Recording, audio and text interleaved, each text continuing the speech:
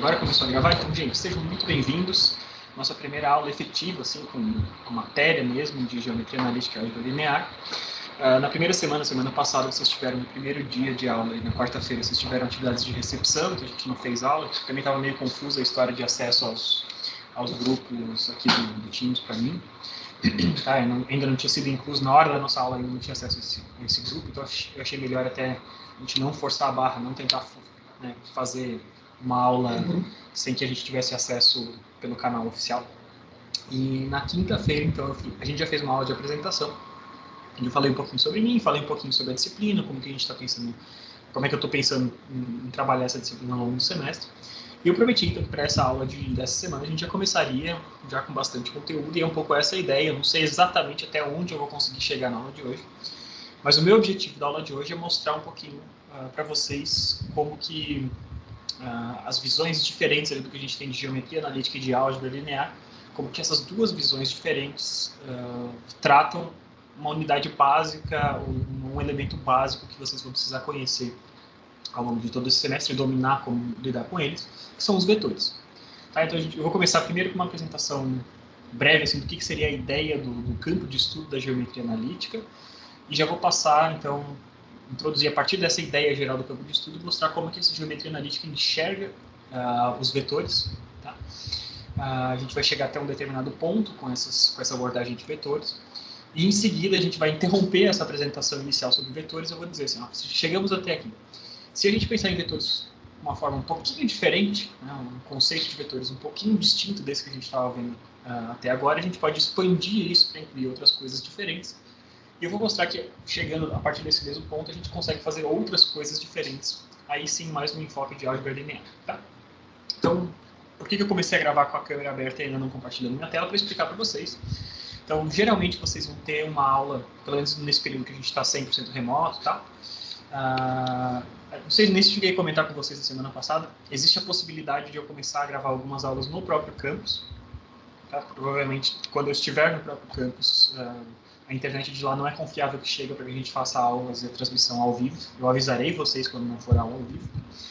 Mas sempre que a gente tiver aula ao vivo e eu aqui fazendo aula daqui da minha casa, vocês terão uma cara geral da aula, que é mais ou menos essa que eu vou mostrar para vocês agora. Então, eu tenho o computador que está filmando, então vocês sempre vão ter a minha telinha ali embaixo, eu gesticulando, comentando com vocês. Mas, além disso, vocês terão a minha tela do tablet. Eu vou ficar rabiscando no tablet como se eu tivesse o quadro aqui atrás. Tá? Se eu fosse rabiscar aqui no quadro aqui atrás, às vezes fica meio difícil da gente ter um bom enquadramento, um bom contraste, tá? Então, o que eu faço, eu rabisco no tablet e vocês têm acesso, então, a as minhas notas de aula. Tá bom? Então, a única coisa que eu vou fazer aqui é fechar. Por que eu faço em duas telas? Porque eu consigo, então, na tela do computador, que aqui é um pouquinho maior, eu consigo acompanhar o que vocês forem botando de dúvidas no chat, tá? Lembre-se, não hesitem em me interromper, em levantar a mão, em pedir palavra, tá? Ou vocês podem também ir escrevendo no chat, que eu frequentemente estou olhando aqui e vendo o que vocês estão escrevendo, tá? Então eu acompanho o que vocês escrevem aqui no chat, vejo mais ou menos qual é a cara dessa aula que vocês estão conseguindo assistir. Enquanto isso, eu vou rabiscando aqui, né? Então vocês vão conseguir acompanhar esses meus rabiscos. Nem sempre a letra sai muito bonita, porque escrever na tela de um tablet, não sei se vocês já tentaram, não é tão evidente assim. Mas, ao longo do semestre, as coisas vão se desenrolando. Né? Hoje, como é o primeiro dia desde o nosso recesso, talvez eu esteja ainda um pouco enferrujado sobre como desenhar as coisas por aqui. Tá bom? Então, para essa primeira aula de hoje, tá, eu vou fazer a gente vai fazer seguir essas duas visões, a visão de vetores, o objetivo, então, dessa aula 1. E a gente fazer, então, vetores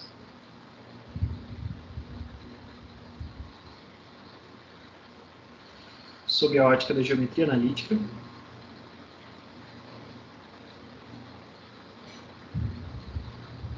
Vai ser provavelmente a última vez que eu vou escrever esse negócio por extenso, tá? Então, a partir de agora, a gente sempre vai chamar geometria analítica de GA. E sob a ótica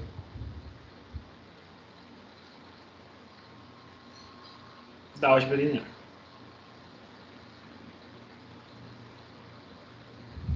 Para a gente não perder tempo, também eu geralmente não escreverei álgebra linear, Se eu precisar me referir a isso, eu vou botar algelia.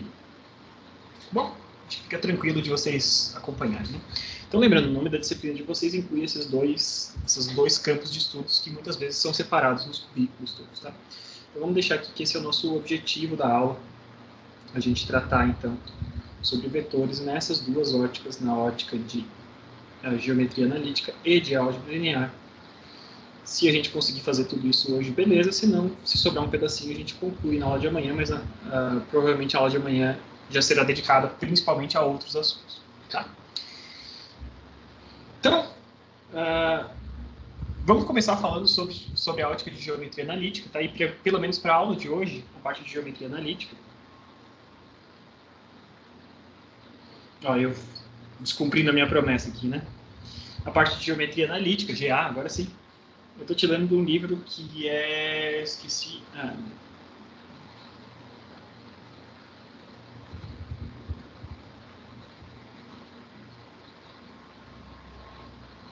um livro super antigão, tá? Nem está na nossa bibliografia oficial, mas só porque eu estava com acesso a ele, eu curti essa introdução. Esse primeiro capítulo tratando de vetores, nesse livro especificamente eu curti, ele chama Analytical Geometry, do autor Wexler. Tá? É um livro super, super antigo, vocês vão ver. E para a parte de álgebra linear, esse sim é uma coisa que vai continuar, tá? O livro de geometria analítica a gente vai ver um pouco na aula de hoje, a gente vai passar um bom tempo sem ver ele, depois eu retornarei a ele ou até outros livros, ainda não decidi 100%.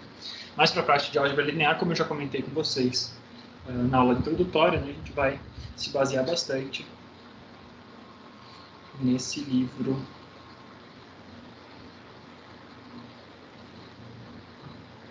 aqui, Introdução à Álgebra Linear.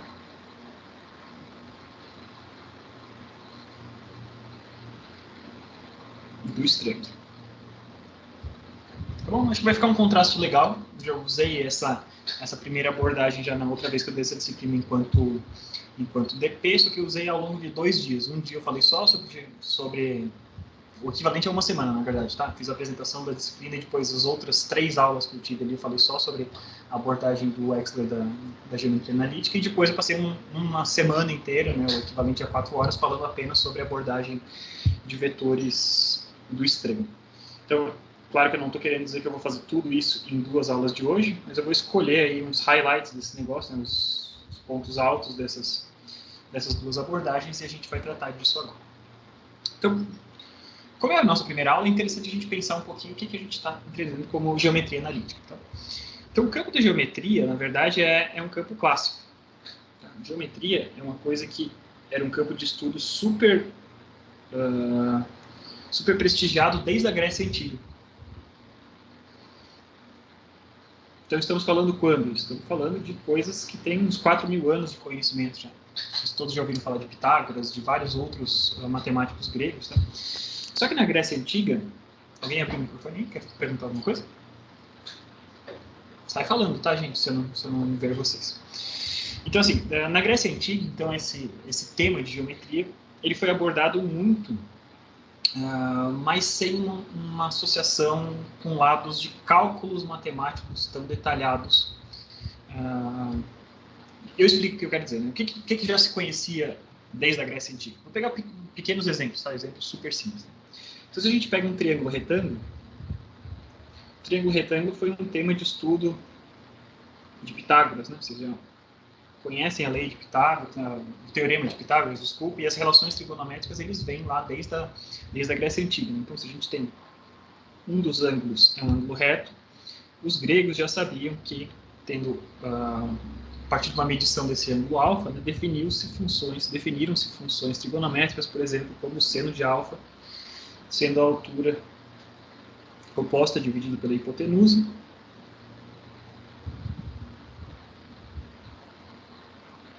e outras funções, como cosseno, sendo cateto adjacente pela hipotenusa, tangente, oposto sobre adjacente. Então, tudo isso são coisas que vêm lá da Grécia Antiga. Tá? Então, tem uma medida, um comprimento de um tamanho desse triângulo retângulo, e eles descobriram essas relações que existem entre os ângulos de um triângulo retângulo e os comprimentos dos lados desse triângulo retângulo. Outra coisa que já se sabia, então, o Teorema de Pitágoras, né?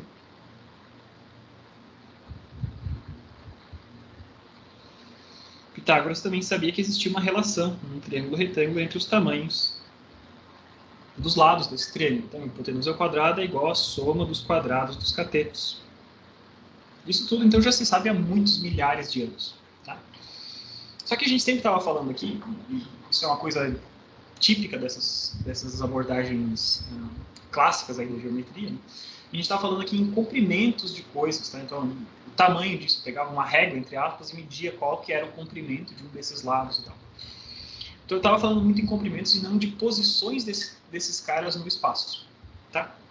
Então, precisou passar bastante tempo partindo desse campo de geometria de uma abordagem mais clássica.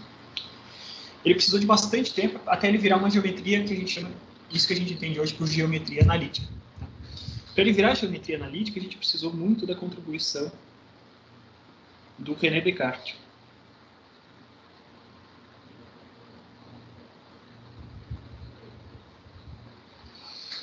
Então, um matemático, geômetra, um iluminista, né, um cientista ali da época do iluminismo, que teve contribuições super importantes para a filosofia também, mas para a matemática especificamente, né, tudo que a gente entende como cartesiano vem de René Descartes.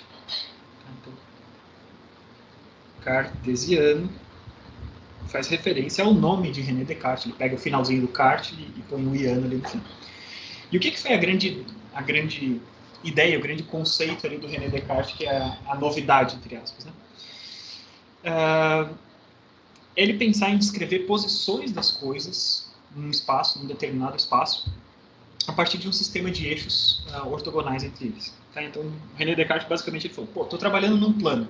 Né? Então, naquele quadro ali, tudo que eu desenhar naquele quadro, eu posso querer saber e eu posso precisar caracterizar a posição de cada uma dessas coisas utilizando um sistema de coordenadas, um sistema de eixos. Eu escolho um determinado ponto daquele quadro para ser a minha referência, ponto 0, 0, 0, e a partir desse ponto eu defino uma direção que é um dos eixos verticais, outra direção que é o eixo horizontal, e todos os pontos daquele quadro eles podem ser descritos de uma maneira única a partir da sua distância até a referência segundo esses eixos. Tá? Então, quando a gente está num plano,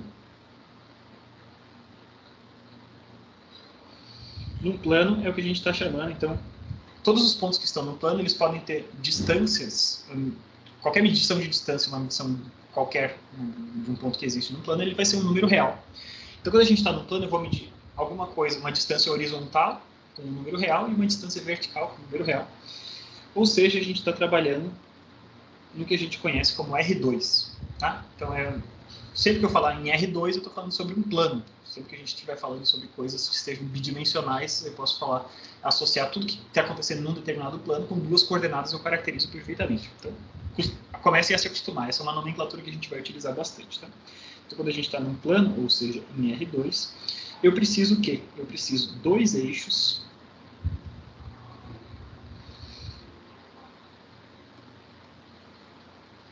coordenados para a caracterização desse sistema. Então, como mencionou-se, a gente utiliza a letra Y para o vertical e a letra X para o horizontal. E esses eixos, então, o cruzamento desses eixos é um ponto bem especial. Deixa eu até mudar a cor da minha canetinha aqui, tá? Então, esse pontinho aqui é o ponto O da origem e ele está associado, então, a uma distância 0, 0. Tá? Então, essas são as coordenadas desse ponto. A gente vai muitas vezes utilizar essa representação. Então, um determinado ponto ele é representado, ele é substituído pelas suas coordenadas a respeito daquele sistema de referência. Então, a origem é o cruzamento desses dois eixos e qualquer outro ponto que eu tiver no espaço, naquele plano, eu posso caracterizar, então, por quanto eu tive que andar na direção horizontal e quanto que eu tive que andar na direção vertical. Então, esse é o ponto P. Então, um ponto P qualquer, ele é caracterizado, então, por quanto eu andei na direção de X, então, o quanto eu caminhei em Px e o quanto eu caminhei em Py. Tá? Então isso parece uma coisa super, quase boba, né? Quase trivial, as coisas que estão sendo descritas até aqui. Mas isso é uma coisa interessante porque ele nos permite, aquele triângulo que existia, né, o triângulo lá dos gregos, que existia por si só, né, tinha comprimentos e tudo, mas ele não estava situado num determinado lugar. A partir de determinado momento, a gente consegue, então, pegar aquele triângulo e colocar em um determinado plano. Então, imagina que eu tenho um triângulo, que é uma figura plana, uma figura geométrica plana, e esse triângulo agora, então, ele está situado em um lugar do espaço. Tá bom? Então, esse triângulozinho agora, ele tem posições no espaço. Cada um dos pontos, cada um dos vértices desse triângulo, ele pode ter... a gente pode associar pontos, valores bem específicos para caracterizar exatamente onde ficam esses pontos. Tá? E ao fazer isso, a gente consegue ampliar muito, muito, muito mesmo as coisas que a gente consegue fazer em termos de análise desses caras, né? de trabalhar em cima disso. Então, quando a gente está nesse contexto de inserir um plano cartesiano para descrever um espaço, para definir de forma única um determinado ponto no espaço, né? Isso acrescenta possibilidades muito poderosas, como a gente vai ver ao longo do caminho. Por quê? Porque a gente consegue começar a traçar equações. Né? Então, cada reta que existe num determinado ponto, na verdade, são relações entre as coordenadas x e y de todos os pontos que estão sobre aquela reta, cada curva. Então, quando a gente introduz esse sistema cartesiano, a gente começa a ser capaz de fazer coisas como... Opa, esqueci minha canetinha. A gente consegue fazer coisas como determinar equações de curvas.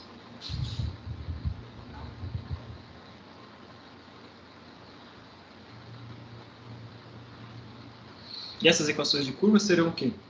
Serão relações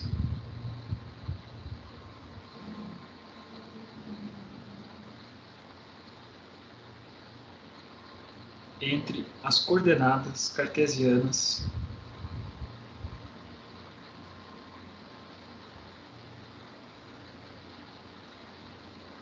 dos pontos de uma curva.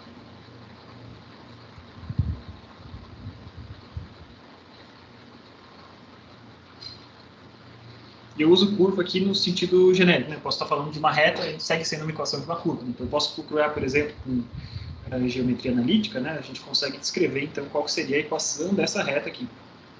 Uma reta que corta o eixo y naquele ponto, que corta o eixo x naquele ponto, a gente consegue saber qual é a equação daquela reta. Posso também, em geometria analítica, estar interessado em descrever qual é a equação de uma parábola.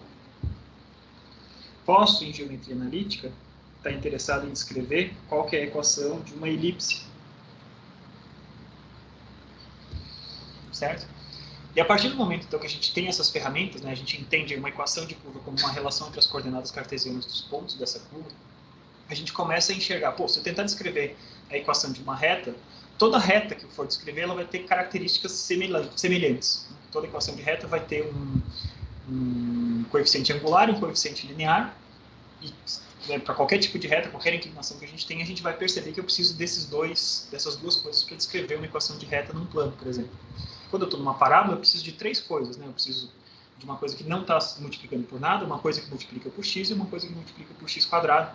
A gente percebe, a gente começa a identificar padrões, né? Identificar o que eu preciso, quais são as caras gerais dessas equações de diferentes tipos de curvas. Tá? A gente vai ver mais para frente ao longo dessa disciplina, a gente vai voltar, depois de a gente fazer todo um caminho bem longo de álgebra linear, a gente vai voltar para a geometria analítica e a gente vai ver especificamente equações de determinadas curvas diferentes. Tá? Mas eu só queria, nessa primeira aula, mostrar para vocês por que a introdução desse sistema de coordenadas cartesianas, que é uma coisa que parece trivial hoje em dia, como já foi inventado para a gente, parece trivial. Essa invenção é uma coisa muito poderosa, porque permite a gente encontrar várias coisas em comum e caracterizar coisas bem, de uma forma bem rigorosamente, de uma forma matematicamente bem rigorosa. Tá? Então, a gente consegue fazer isso, encontrar equações, tá? Algumas equações, mesmo a gente sem conhecer nada de nada, né? Agora, nessa primeira aula, né, eu posso perguntar para vocês qual que é a equação do eixo horizontal do eixo cartesiano horizontal. Então, essa linha aqui que está passando exatamente, essa linha preta aqui que eu estou marcando como x, qual que é a equação dessa reta? Então, todos os pontos que tem nessa reta, elas têm algo em comum. Todos os pontos que estão nessa reta têm coordenada y igual a 0. Então, o eixo horizontal, o eixo x, tem uma equação que é y igual a 0. Se y for igual a 0, qualquer ponto que tenha, qualquer ponto cartesiano em duas dimensões que tenha y igual a 0, faz parte dessa reta horizontal. Então, quem são pontos desse eixo? Eu posso ter, por exemplo, um ponto que valha 1 e 0. Esse ponto está aqui, por exemplo, né? Está naquela posição. Eu posso ter um ponto que valha menos 3 e 0. Ele vai estar ali para trás, aquele outro pontinho. Ah, não está em escala, óbvio, né? Eu posso ter qualquer número real, né? Eu posso ter um ponto que valha, por exemplo, π e 0. Tá? Π e 0 estaria aqui.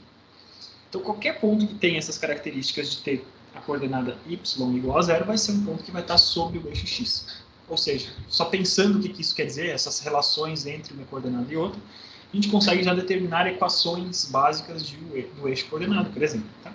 Da mesma forma, a equação do eixo vertical seria x igual a 0. Todos os pontos que têm x igual a 0 estão sobre essa linha vertical. Muito bem, então, sempre que a gente está em R2, por exemplo, né, a gente precisa de dois eixos coordenados e a descrição de qualquer ponto, né, como eu tinha comentado com vocês, a descrição de qualquer ponto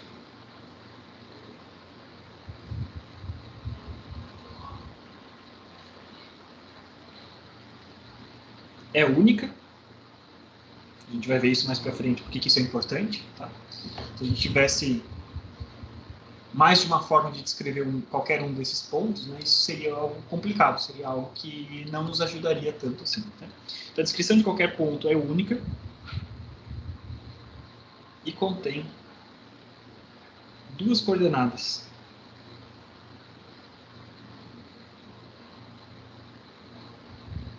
Em R2. Tá? Passando do mundo bidimensional para o mundo tridimensional, que é o nosso espaço tridimensional, seguindo a mesma lógica que a gente tinha antes. Se antes eu tinha dito que o nosso plano era o R2, o nosso espaço tridimensional só pode ser R3. Então, o espaço onde a gente vive, né? O espaço, a minha sala que eu estou aqui, eu tenho um plano, né? O plano dos meus olhos, por exemplo, posso dizer que é o x e y, e a distância, a cota a partir dos meus olhos, desse plano dos meus olhos para frente ou para trás, seria a coordenada z. E com essas três coordenadas eu preencho toda essa sala, toda a minha casa. Tá? Então, quando a gente está aqui no espaço tridimensional, a gente está em R3. E para R3 também, né, o sistema cartesiano funciona super bem. Tá? E a gente tem, então, a gente vai, vamos ver o que eu tinha escrito aqui antes, para a gente fazer a mesma coisa. A gente tem, então, três eixos coordenados.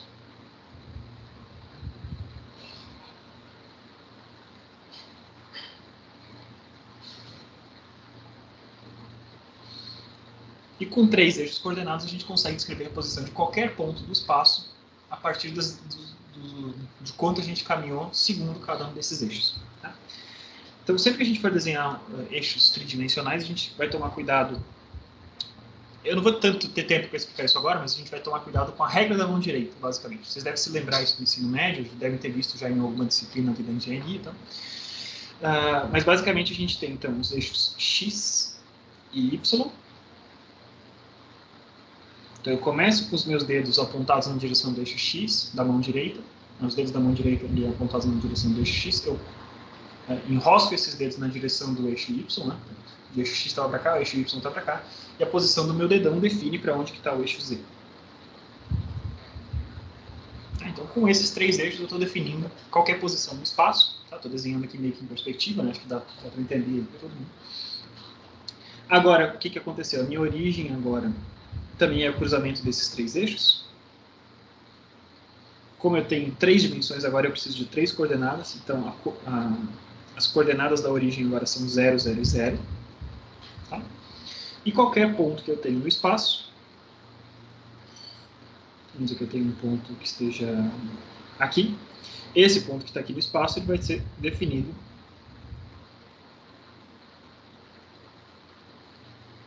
por três coordenadas. Tá? Essa coordenada, então, eu vou ter uma coordenada que é o quanto eu caminhei ao longo do eixo x, que é o px. o quanto eu caminhei ao longo do eixo Y, que é o PY, e o quanto eu caminhei ao longo do eixo Z, que é o PZ.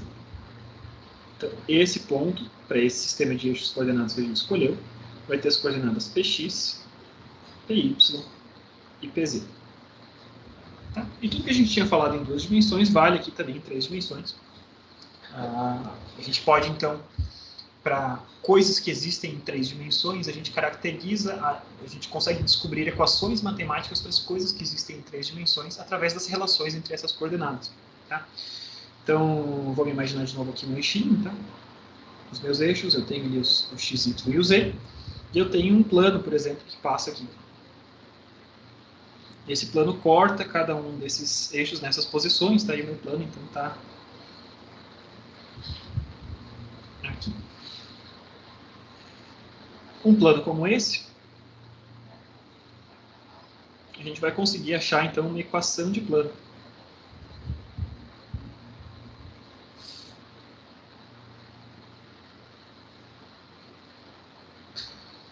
As relações que existem entre as coordenadas de cada um desses pontos que moram nesse plano. Uma coisa que a gente já observa desde já, né?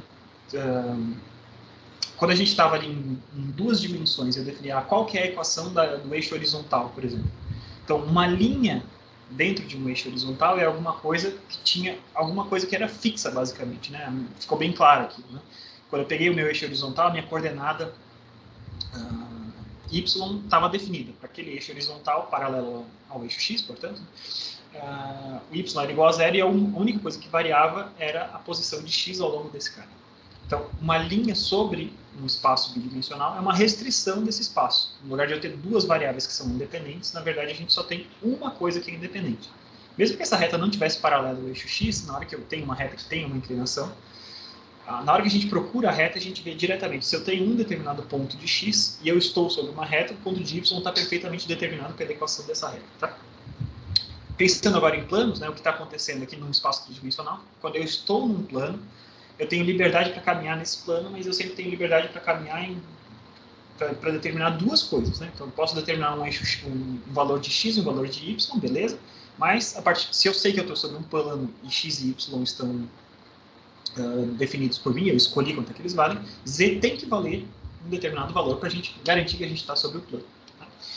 Então, um plano é uma figura bidimensional, é um espaço bidimensional dentro desse contexto R3 tridimensional. Tá? Só para a gente começar a refletir nessas coisas, o que são restrições de espaço. Né?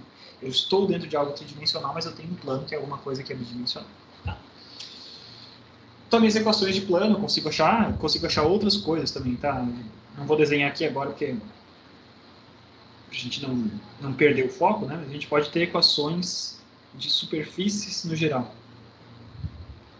Superfícies não necessariamente superfícies planas. Da mesma forma como eu tinha, por exemplo, uma parábola em 2 dimensões, que eu desenhei ali, não era uma linha reta e tal. Em 3 dimensões, não necessariamente as superfícies são todas planas. Eu posso ter cones, eu posso ter uma rotação de uma parábola, um copinho, uma seção transversal em forma de parábola, eu posso ter diversas coisas diferentes. Mas a ideia de uma equação de uma superfície ou de um plano é sempre a gente determinar as restrições que existem entre coordenadas cartesianas para que a gente mantenha-se sobre essa superfície. Tá? Janson, diga. Professor, o senhor comentou, boa tarde, né? O senhor comentou que o plano ele é unidirecional ou bidimensional, perdão? Ele é bidimensional. Um plano é bidimensional. O que eu estou querendo mostrar para vocês é que o plano é uma coisa que é bidimensional, que mora dentro do nosso espaço tridimensional. Tá? Ok, obrigado. Beleza? Não. Então, a introdução desses eixos cartesianos permite que a gente encontre essas coisas como um todo. Então, voltando ali para o nosso aspecto histórico, né? Tudo que os gregos tinham feito ali anteriormente, até agora, até quando chegou Descartes, né? A grande contribuição de Descartes foi botar essas coisas que tinham simplesmente comprimentos e botar esses negócios em posições específicas do espaço. E a partir do momento que eles estão em posições específicas do espaço, a gente consegue inserir matemática ali dentro, álgebra, né? Relações entre as coisas, equações. A gente começa a fazer brotar equações para descrever todas as posições e todos os pontos de alguma coisa.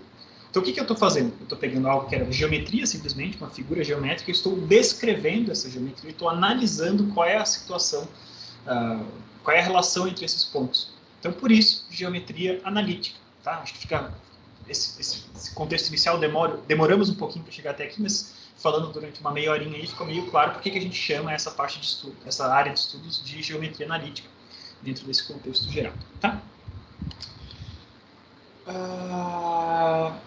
Então, assim, no próprio livro do Wechsler, né, ele propõe uns pequenos exercícios para a gente começar a desenvolver uma maior naturalidade, uma maior desenvoltura com coisas cartesianas, tá? Com os eixos cartesianos. Tá? Então, eu vou pegar só alguns deles, não vou fazer todos que a gente tinha, mas uma coisa que é interessante a gente já conseguir desde o começo praticar é a gente pegar, então, alguns pontos, por exemplo, eu dou coordenadas do ponto e vocês desenham um plano cartesiano e localizam onde é que estão esses pontos, tá? Então, vamos localizar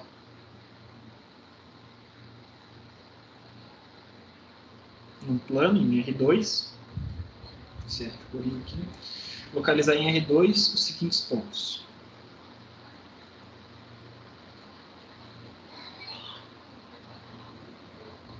A gente vai localizar os pontos. E lembre-se sempre da forma que eu usei para apresentar, tá?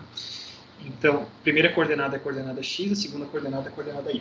Então, localiza aí os pontos. Desenhem vocês, tá? Um eixo x e y e vão localizando esses pontos. O ponto 3, 0, o ponto 0, 2, o ponto menos 3 e menos 2, o ponto menos 2 e 3. Tá. Então, aí, façam aí no caderno de vocês. Eu vou responder, entre aspas, aqui do lado logo em seguida, tá? Mas é só para vocês tirarem um pouco a ferrugem, né? Desenha, começa a localizar esses pontos, começa a enxergar essas coisas.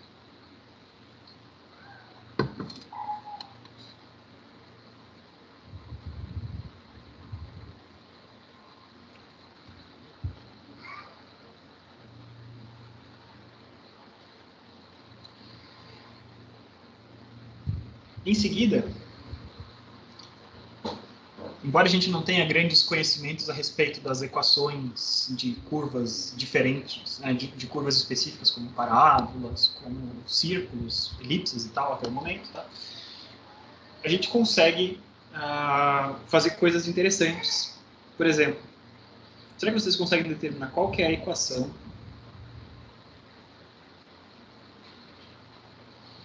da reta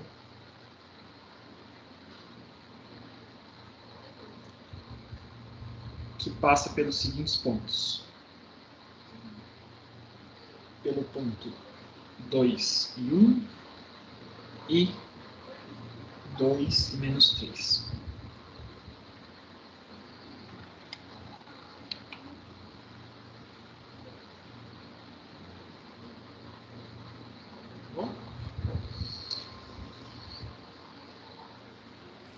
É aquele ioiô michoxô, né?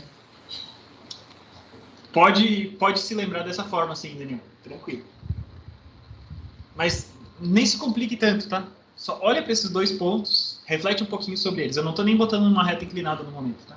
Você olha para esses dois pontos, eles têm algo em comum. Então você já vai conseguir saber qual que é a equação dessa reta. Tá? Mas desenha essa reta, escreve qual é a equação e identifica no plano qual que é essa reta.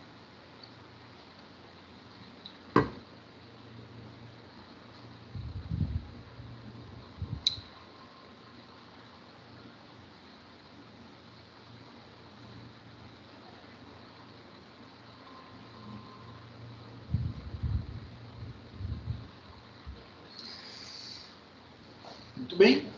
Então, só para a gente não listar muitos exercícios sem eu botar nenhuma resposta por enquanto, né? Então, primeiro exercício, né? Desenha um eixo x e y. Estou desenhando aqui meio rabiscado, tá? Não repara que ele está meio inclinado. Mas, enfim, o eixo x e y, os dois são perpendiculares. Isso que é importante no sistema cartesiano, como a gente vai ver, na descrição cartesiana, como a gente vai ver ainda na aula de hoje, tá? E vamos localizar esses pontos, tá? Então, o primeiro ponto é 3 e 0. Então, se eu botar as unidades aqui, eu tenho 1, 2, 3. 3 na direção de x e 0 na direção de y. Então, esse meu primeiro ponto está exatamente sobre o eixo x, naquela posição. Segundo ponto, eu tenho x igual a 0, y igual a 2. Então, eu tenho aqui, estou naquele pontinho ali sobre o eixo y, naquela posição. Terceiro ponto, menos 3, então tem 1, 2, 3, né? Lembrando que positivo na nossa convenção é para a direita no eixo X. A direita da origem é positiva e a esquerda da origem é negativa. Assim como para o eixo Y, positivo é para cima e negativo é para baixo. Talvez eu devesse ter falado isso antes, tá? Então a gente tem aqui menos 3 na direção de X e menos 2 na direção de Y. Cruzamento desses dois pontos. A gente tem então esse terceiro ponto, menos 3 e menos 2. E finalmente a gente tem um ponto que está na direção, está no menos 2 na direção de X e 3 na direção de Y. Então se eu compridasse esse meu eixo ali para cima, do encontro dessas duas retas, a gente tem aquele ponto lá em cima. Tá? Então conseguimos identificar esses caras ali. Isso aí mesmo, Guilherme, tá? Já vou mostrar aqui. Tá? Então, qual que é a equação da reta que passa por 2 e 1? Né? Então, você tem o ioiô, michuchô, não sei das quantas, barará, beleza, mas você não precisa pensar nisso. Né? Se você simplesmente olhar para esses dois pontos, você vê que nos dois pontos, x vale 2. Tá? E vocês sabem que, talvez vocês se lembrem disso, se não se lembram, vão lembrar agora, né? Para a gente definir uma reta, a gente só precisa de 2 pontos. Aliás, essa é a base desse ioiô, michuchô, tá? Se você tem a coordenada de um ponto e de outro ponto, de uma reta qualquer, você consegue definir perfeitamente a reta que passa por esses dois pontos, porque só existe uma reta que passa por 2 pontos no plano. 2 pontos distintos, né? 2 pontos diferentes. Tá? Então, se eu olho para esses 2 pontos e eu vejo que existe, um deles tem coordenada x vale 2 e no outro a coordenada x vale 2, então a equação de reta que passa por esses dois pontos é x igual a 2. Né? Se eu traçar esse cara num plano cartesiano, então, vamos deixar x e y aqui.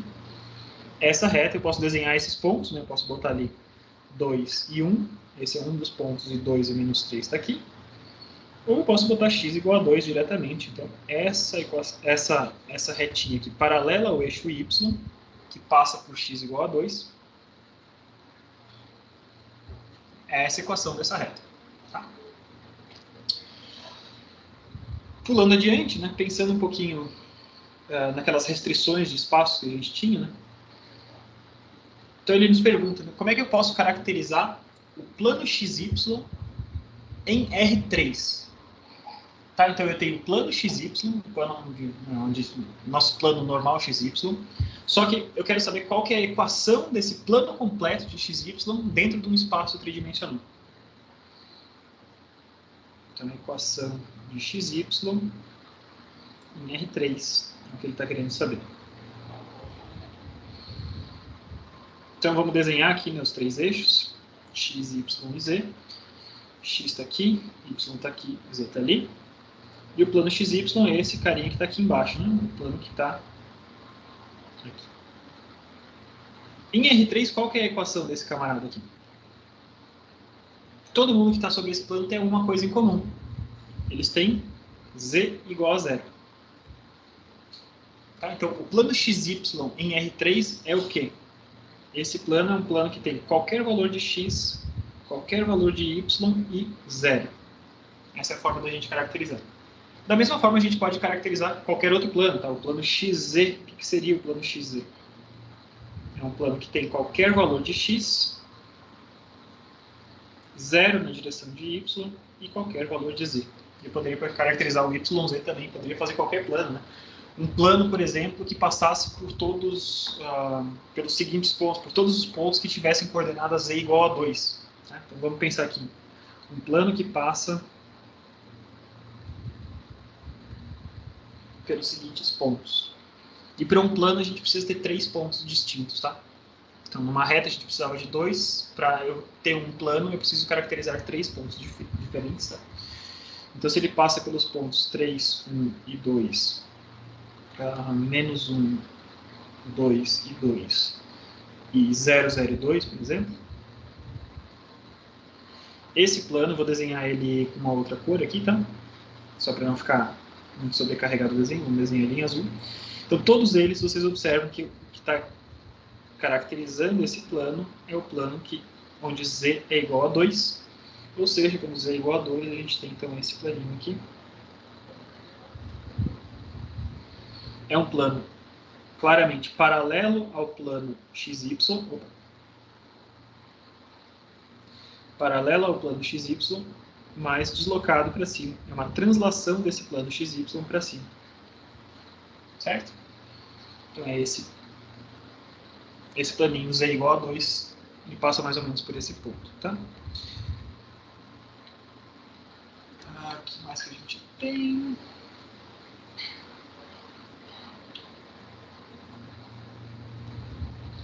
Outra coisa interessante, né? Sem a gente ter que passar pelas formulazinhas ali de retas inclinadas, tal, o probleminha que ele sugere ali. Qual que é a equação da reta que passa pela origem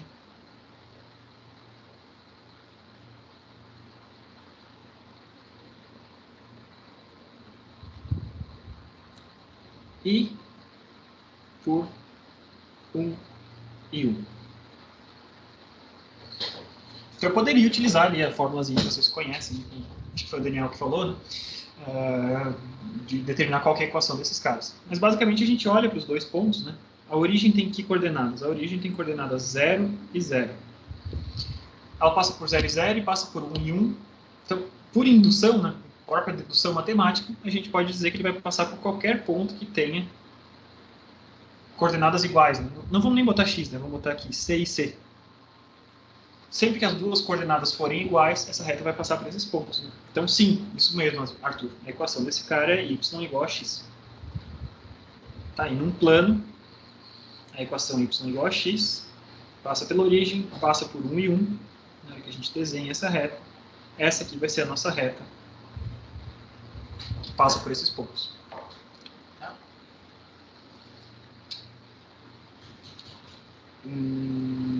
Beleza? Em seguida, só mais alguns, tá? Só mais, eu acho que são 2. Mais 2. Vamos fazer mais 2 aqui, porque vai ficar interessante. Então, eu pego e digo para vocês que eu tenho x ao quadrado menos 9 igual a 0. Que curva que dá isso em um plano R2? Então, isso aqui representa que curva em R2? E cuidado com as respostas. A gente tem costume, né? X ao quadrado, pá, isso aí é uma parábola. Pô, Arthur, falei que cuidado com a resposta. X ao quadrado menos 9 igual a 0 é uma parábola? Olha só, vamos pegar... uma reta que passa por Já vou mostrar para vocês o que é. Na verdade, olha só. Percebe que não está envolvendo y? Não tem y envolvido aqui ainda, né? Então, ele não tem uma vinculação entre y e x. Na verdade, isso está me dizendo alguma coisa a respeito apenas de x. Tá? Então, se eu pegar e fizer uma manipulação algébrica qualquer nesse cara, né, eu vou descobrir então que x ao quadrado é igual a 9 e eu descubro então que x vai ser igual a mais ou menos 3. Então, x ao quadrado menos 9 igual a 0 em R2, ela é o seguinte. Eu tenho x, eu tenho y, e eu tenho todos os pontos do plano para os quais x vale 3 e todos os pontos do plano para os quais x vale menos 3. Essas duas retas verticais que eu desenhei, vamos desenhar em outra cor, né? Essas duas retas verticais que eu desenhei caracterizam, então, essa equação de x ao quadrado menos 9 igual a 0. Certo? Nesse lado aqui eu tenho x igual a 3. Nesse lado aqui eu tenho x igual a menos 3. Nos dois casos, se eu pegar qualquer ponto desse cara e elevar a coordenada desse cara, que é o quadrado, a coordenada x dele é o quadrado, x ao quadrado vai dar 9, então eu estou respeitando cada equação. Tá? Então temos que prestar bem atenção. E se não aparecer o y nesse cara, qual que é a distinção? Para ser uma parábola, o que teria que acontecer? Eu teria que ter y é igual a x quadrado menos 9. Tá bom? Aí sim eu teria uma equação de uma parábola, a gente sabe disso, né, já no ensino médio. E qual que é a relação dessa parábola com a minha situação que a gente tem aqui? Onde que estaria essa parábola? Ora, o que a gente está procurando, né, se eu pegar y igual a 0, eu chego na minha equação que eu tinha ali antes. X ao quadrado menos 9. Então, essa parábola que a gente tem vai ser essa parábola aqui, ó. A parábola que relaciona y e x e que tem as raízes nos pontos onde a gente cruzou o eixo y. Tá bom? Então, percebeu a distinção das duas coisas, né, Arthur? Acho que ficou claro, né? x ao quadrado menos 9 igual a zero não é uma parábola que não está envolvendo y, mas ele está associado diretamente à parábola y é igual a x quadrado menos 9. E a gente utiliza, então, essa x ao quadrado menos 9 igual a zero para achar as raízes dessa parábola, ou seja, onde ela corta o eixo x. Tá? Beleza? Seguindo adiante, então, mais um pouquinho um problema similar aqui. Agora a gente não vai mais bobear, não vai mais sair respondendo tão rapidamente. Se eu tenho x ao quadrado mais y ao quadrado menos 9 igual a zero,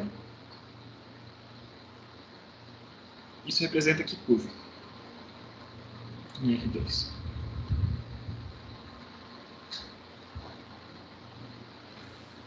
Professor? Pois não. Seria um círculo? Exatamente, né?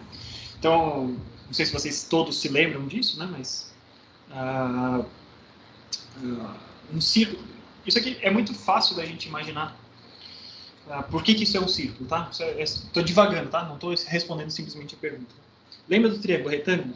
Então, eu tenho um triângulo retângulo, tenho cateto oposto, cateto adjacente, eu tenho Pitágoras, certo? Então, se esse cateto aqui eu chamo de x, esse cateto aqui eu chamo de y, esse cara aqui eu vou chamar de r. Só de sacanagem, tá? Por Pitágoras, a gente sabe, então, que r ao quadrado vai ser igual a x ao quadrado mais y ao quadrado, certo? Se eu tenho, então, r constante, se o r é um valor que é definido, é um valor constante, eu posso ter, então, vários valores diferentes de x e y. Então, x barra y barra, tá? Esse é um outro triângulo, mas o r é o mesmo.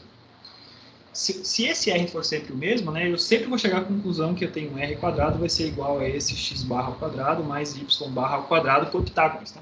Então, quando a gente está em R2, a gente tem, então, esses valores que a gente tem. Então, esse r ao quadrado aqui está muito claramente associado a isso aqui. Então, isso aqui vai ser igual a r ao quadrado. Então, é um círculo de raio 3 que a gente tem. X e Y. Agora, por que a gente não tem... Por que a gente pode dizer com certeza que é um círculo? Porque a gente está relacionando um valor de x e de y. Tá? Estou em duas dimensões e eu tenho ali uma relação entre x e y. Então, x e y podem assumir valores diferentes entre eles, desde que eles caiam sobre esse raiozinho. Tá? Então, vamos tentar traçar aqui um círculo. Né? É sempre uma lástima tentar traçar um círculo. Um círculo. Então, esse seria o nosso... A equação desse carinha aqui seria, então, quando x igual a 3, por exemplo, isso aqui vale, né? Y igual a 0, x igual a 3, então 3 ao quadrado menos 9 dá 0. Quando y é igual a 3 aqui embaixo, quando x é igual a menos 3 e quando y é igual a menos 3. Tudo isso vale. Então a gente está achando essas coisas. Muito bem. E agora o que acontece, então, quando eu pego essa mesma equação, x ao quadrado mais y ao quadrado menos 9 igual a 0. Menos 9 igual a 0. Eu quero saber que superfície isso representa no espaço tridimensional em R3. E agora? Então, estamos aqui com x, y e z, né? Enquanto eu estava em x e y, estava tranquilo, é um círculozinho, né? Então, eu desenhei aqui um círculozinho em x e y, tá? Aquele mesmo círculo que estava lá. O que aconteceu em R3? Essa equação está impondo alguma restrição sobre z? Z aparece nessa equação? Não, né? Então, como z não aparece nessa equação, contanto que essa relação entre x e y se mantenha, eu posso ter qualquer valor de z. Então, essa equação, a equação de um círculo, né, a equação que seria de um círculo no plano, né, ela passa a ser um cilindro em R3. Tá? Por quê? Porque não existe restrição. Quando eu digo restrição, são relações, né? Uma equação que relaciona duas coisas. Estou restringindo, estou dizendo que uma coisa só pode variar respeitando uma determinada regra. Então, não existe essa restrição, nenhuma regra.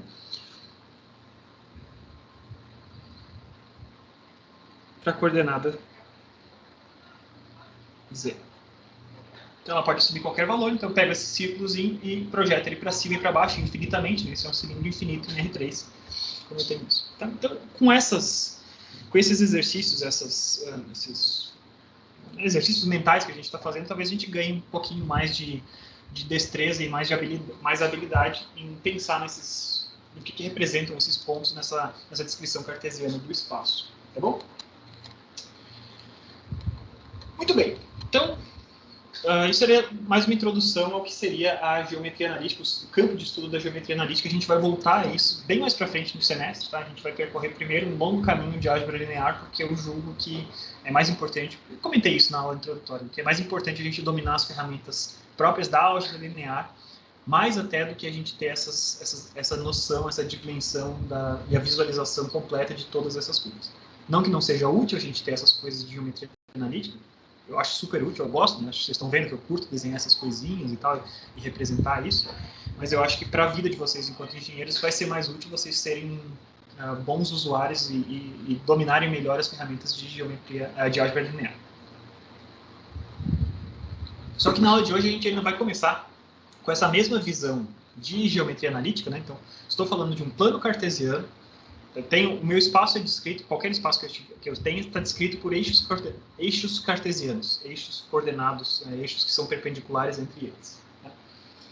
Dentro desse contexto, né, a gente vai tentar definir o que a gente pode enxergar como vetores. Tá? Então a gente vai começar a descrever vetores a partir desse contexto geral.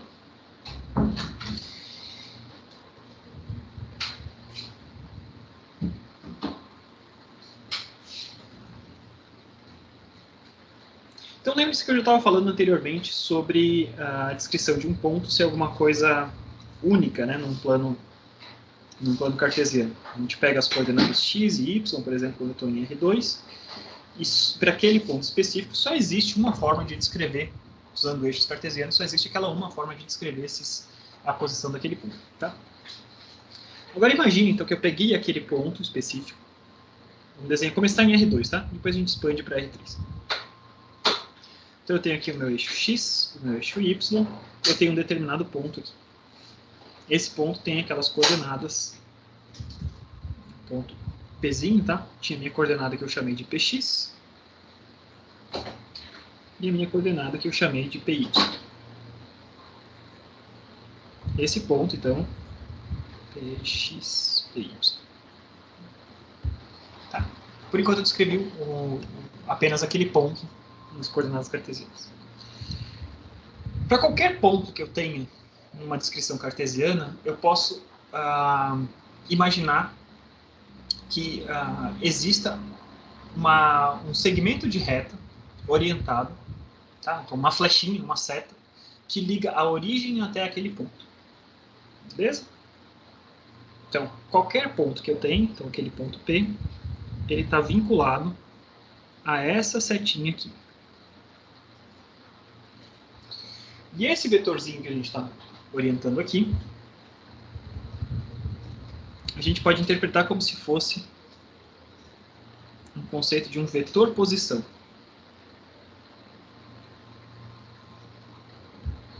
Então o que a gente estava falando antes era descrever matematicamente qual é o ponto que está em determinado lugar do espaço. Show, maravilha, isso funciona. Para cada ponto desses, eu posso imaginar, olha, esse ponto aqui, ele está vinculado, ele é perfeitamente conectado a um vetor que liga a origem até aquele mesmo ponto. Tá? E esse vetor, então, ele indica o quanto, basicamente, ele está mostrando o quanto que eu tenho que caminhar a partir da origem para chegar naquele ponto específico daquelas coordenadas px e py. Tá? Então, um vetor posição, ele é uma forma da gente vincular qualquer ponto do espaço a um deslocamento a partir da origem.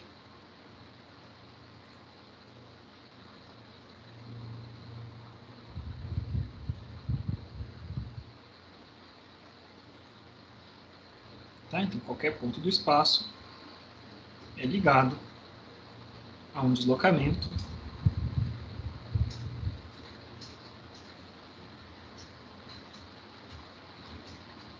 a partir da origem.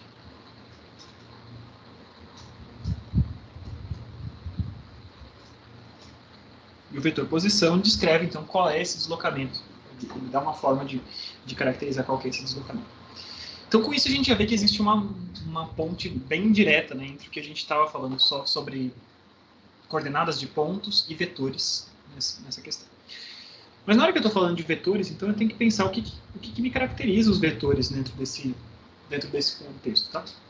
Então, dentro dessa visão de geometria analítica, a visão geometria analítica de vetores vai ligar os vetores, então, a um segmento de reta orientado.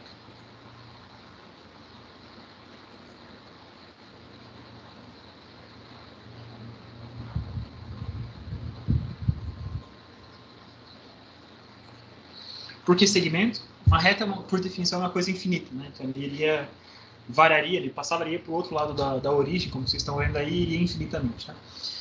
É um segmento de reta, porque é uma parte dessa reta, um pedacinho dessa reta, e é orientado porque ela tem claramente um ponto de início e um ponto de fim, um ponto de origem e um ponto de destino.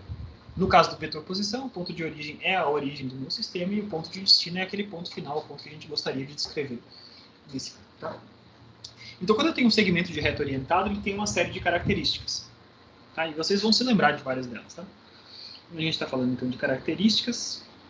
Para caracterizar um segmento de reta orientado, eu preciso de algumas informações. As características de um vetor, então, primeira característica do vetor é o que se chama de magnitude ou módulo do vetor.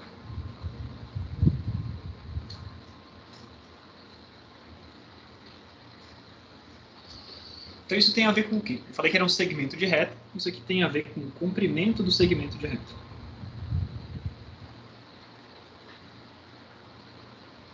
Se eu estiver pensando ainda naquele vetor posição, né, pensando em vincular sempre a origem do meu sistema e um ponto final, eu estou falando basicamente da distância mínima que você tem até a origem. Tá? A magnitude ou módulo é esse cara aqui. Então, norma tem uma característica, o Arthur perguntou, né, se a gente fala módulo ou norma. Tá? Para vetor eu vou preferir falar em módulo, mas existe um conceito que é chamado de norma, sim, que para o vetor é a mesma coisa, mas norma ela pode ser utilizada para outras grandezas diferentes. A gente vai ver bem mais para frente isso ao longo de álgebra linear, que a gente pode falar em norma de uma matriz, norma de outras coisas diferentes, tá?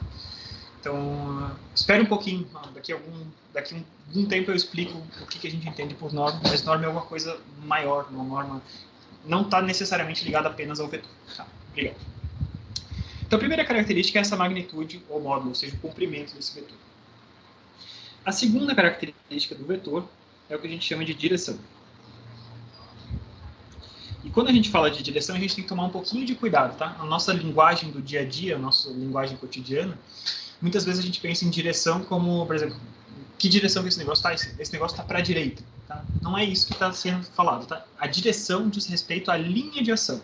Tá? Então, sempre se lembrem disso. A linha de ação. E eu já vou começar a desenhar vetores para a gente enxergar essas coisas. Tá?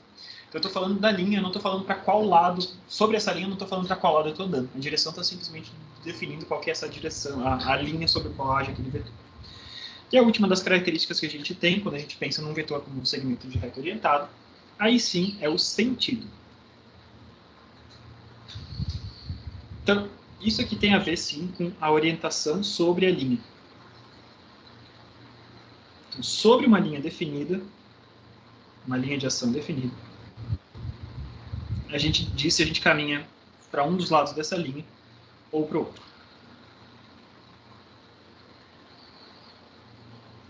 Então, quando para a gente um vetor é isso, é um segmento de reta orientado, a gente precisa dessas coisas todas para caracterizar esse vetor. Tá? Então vamos pensar aqui, eu tenho um vetorzinho V. Sempre a nossa representação do vetor V vai ser o seguinte, né? O vetor vai ter um começo e um final. O começo desse vetor, se eu me lembrar sempre, era bom a gente sempre botar uma barrinha assim, que é o início desse vetor, e o final é a setinha. Tá? Então, para esse vetorzinho, e a gente vai tentar denotar sempre tudo que é vetorial dessa forma. A gente vai utilizar uma letra e uma setinha em cima para identificar que esse cara é vetor. Quando você está em livros, tá? Muitas vezes os livros põem vetor, escolhem botar vetor como uma letra em negrito. É bem comum fazer isso. Como eu estou rabiscando aqui, é muito difícil eu ficar fazendo negrito e ficar rabiscando mais grossinho a letra, e por isso eu ponho essa seta em cima, tá? Então, para esse vetor aqui, a gente vai tentar enxergar o que é cada um deles, né? O que é a magnitude ou módulo? Então, a magnitude ou módulo é esse tamanho desse camarada aqui. Então, pega uma régua e meço a distância do começo até o final desse vetor. E esse módulo, então, uma das formas da gente denotar ele vai ser assim. 2 barrinhas, tá? Então, esse cara aqui é o módulo desse vetor. Em seguida, qual que é a direção dele? É a linha de ação dele. Então, a linha de ação é uma coisa... Sempre que a gente está falando de uma linha ou uma reta, é algo infinito, né? Então, a linha de ação é infinita. Toda essa linha, se eu pegar e deslocar esse vetor, né, pego ele e desloco ele só para cima ou para baixo, segundo essa própria linha, tudo isso é a linha de ação desse vetor. Tá? Quando vocês forem estudar mecânica clássica no semestre que vem, provavelmente comigo de novo, tá? Esse é um conceito muito importante que a gente tem de linha de ação para efeitos de força sobre corpos diferentes. Tá? Então, linha de ação, lembre-se que sempre essa linha é uma linha infinita. Tá? E o sentido, sim, agora sim, nos indica, né? A partir desse ponto, eu estou caminhando sobre essa linha na parte de cima. Então, essa setinha, a setinha indica qual que é o sentido. Então, para cada um desses caras, a gente tem, então, essas características que a gente tem, tá? Então, preciso disso para caracterizar um vetor, beleza? E a gente passa, então, para algumas observações diferentes, tá? Professor, pode falar o sentido? Não entendi. O sentido é assim, sobre essa linha de ação, digamos que eu tivesse, deixa eu mudar a cor aqui, tá? Tô naquele ponto aqui, o ponto original, tá? Eu tenho que caminhar essa distância desse módulo sobre essa linha, beleza? Magnitude ou módulo a gente sabe quanto é que é, a direção a gente sabe o que é. Eu posso caminhar esse cara para cima,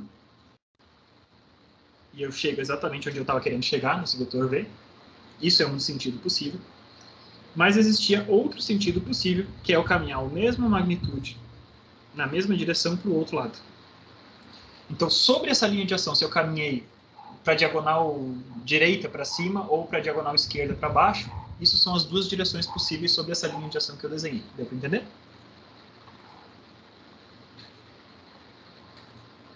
Tá, entendi. Tipo, tem duas direções, só que você não está definindo, né? Tipo, dois sentidos. Oi? Justamente. Tomem cuidado com a frase, tá? A direção é a linha, não são duas direções, são dois sentidos sobre a mesma direção. A direção é essa linha inclinada que vocês estão vendo aí. Sobre essa linha eu posso subir ou eu posso descer. Subir ou descer nessa linha são os dois sentidos possíveis. Ah, ok, beleza. Beleza? Então tá. Então só deixa eu apagar esse carinha aqui. Então, uma observação que a gente vai fazer, então, quando a gente tem... Alguém quer falar mais alguma coisa? Desculpa. Não? Então, se eu tenho dois vetores, tá? Imagina que eu tenho um outro vetor, Wzinho, tá? Então, um vetorzinho desse cara aqui. E esse Wzinho tem a seguinte característica. Então, um W tal que a linha de ação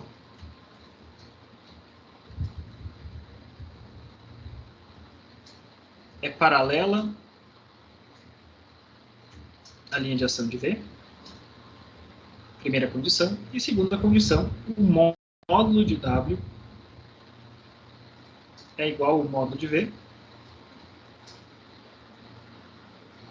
E o sentido é o mesmo.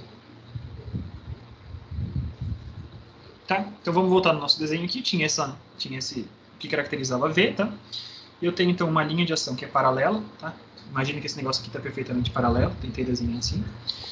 E eu tenho então esse vetorzinho W que tem exatamente o mesmo comprimento, mesmo sentido sobre a linha de ação, e essa linha de ação é paralela, e esse é o meu vetorzinho W. Tá? Dentro desse nosso contexto aqui de GA, a gente vai dizer que se essas condições forem respeitadas, se a linha de ação é paralela, se o módulo é o mesmo e se o sentido sobre essa linha de ação é o mesmo, a gente vai conseguir explicar, a gente vai conseguir descrever que esses dois vetores são um só. W vai ser igual a V. Tá? Em outras palavras, o que acontece? Sempre que eu peguei uma linha de ação, tem um vetorzinho que mora numa linha de ação. Qualquer vetor paralelo a ele é o mesmo vetor. A gente vai considerar dessa forma. Tá? Então, sempre que eu respeitar essas equações, linha de ação é paralela, mesmo módulo, mesmo sentido, são os vetores que a gente pode definir como sendo iguais. Outras observações que a gente tem. Então, essa foi uma primeira, tá? outra observação. Se eu tenho 2 pontos do meu espaço, então estou ali no espaço cartesiano, nem deveria estar desenhando ainda os eixos cartesianos, tá? Então finge que eu não desenhei os eixos cartesianos, vai, apaga aqui. Eu já vou introduzir os eixos cartesianos dentro desse cara. Tenho 2 pontos do espaço, tenho o ponto O e o ponto P. Tenho um vetor que liga o ponto O ao ponto P. Esse vetorzinho aqui que liga o ponto O ao ponto P, a gente vai denotar da seguinte maneira. A gente vai denotar assim: ponto de origem, ponto de final e uma setinha ali ao longo do caminho. Tá? Beleza?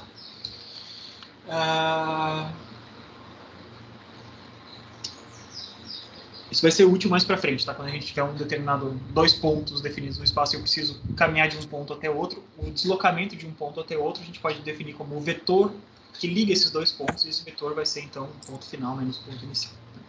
Janderson, acho que você está com o microfone aberto ainda, tá? Outra observação. Se eu tenho 2 vetores que não são paralelos, então eu tenho um vetorzinho A, por exemplo, e eu tenho um vetorzinho B.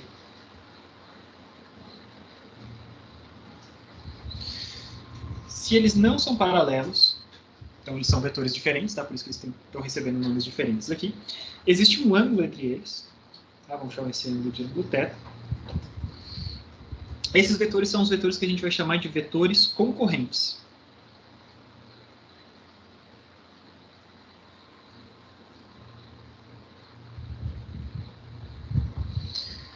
E os vetores concorrentes, então eles têm um ângulo entre eles.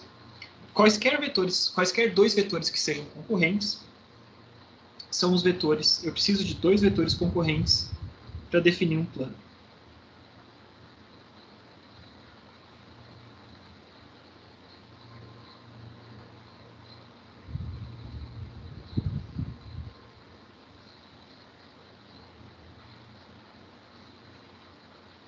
O que eu quero dizer com isso? Se eu tenho 2 vetores concorrentes, existe um único plano que passa por esses 2 vetores. Tá? E esse plano, especificamente, ele vai ser construído de uma forma muito importante. Né? E quem que é esse plano, então?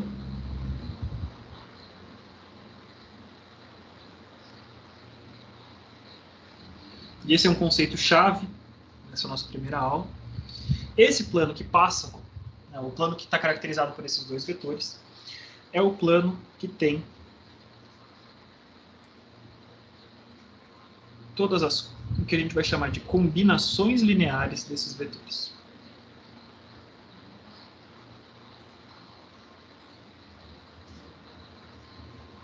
Tá? Por enquanto, eu ainda não vou conseguir explicar para vocês o que é combinações lineares, vocês vão ter que esperar mais uns minutinhos aqui. Ainda na aula de hoje a gente vai ver o que elas são, tá?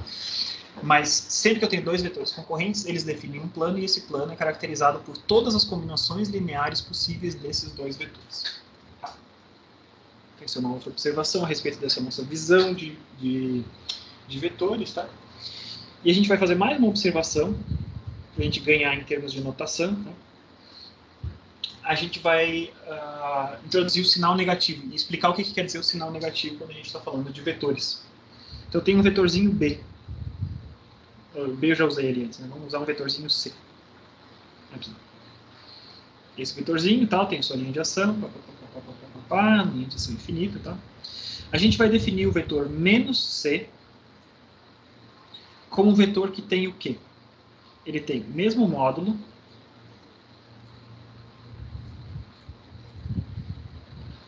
mesma linha de ação, ou seja, a mesma direção,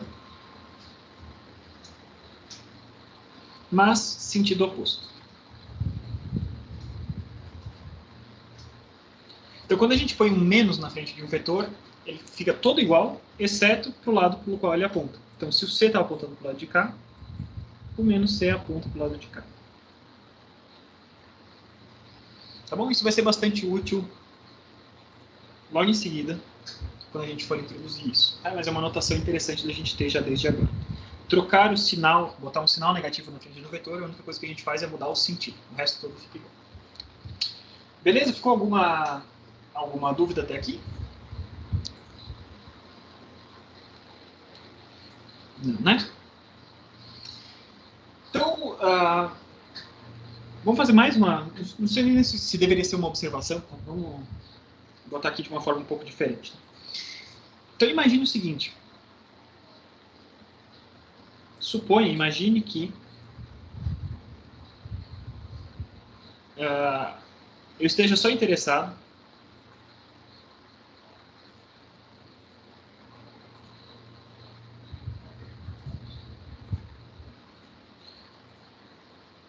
só na direção de alguma coisa, na direção de um vetor.